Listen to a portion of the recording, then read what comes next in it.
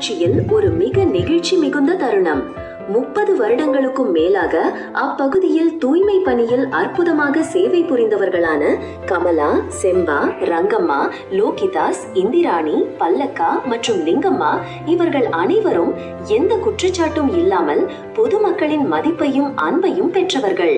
அவர்கள் பணியிலிருந்து ஓய்வு பெறும் அதே நாளில் சந்தன மாலைகள், பொன்னாடைகள் அணிவித்து மேலதாளங்கள் முழங்க நகராட்சி தலைவர் மெஹரிபா பர்வீன் அஷ்ரப் அலியால் அவரது ஜீப்பில் அழைத்து செல்லப்பட்டனர். தங்கள் வீட்டின் வாசலிலே மதிப்போடு இறக்கவிடப்பட்ட அந்த தருணம் அப்பகுதி மக்கள் அனைவரிடமும் பெரும் நெகிழ்ச்சியையும் ஆனந்தத்தையும் ஏற்படுத்தியது. இது ஒரு சாதாரண விஷயம் அல்ல. பணியாளரின் உழைப்பை மரியாதையுடன் நினைவு கூறும் மிக சிறந்த உதாரணமாகும்.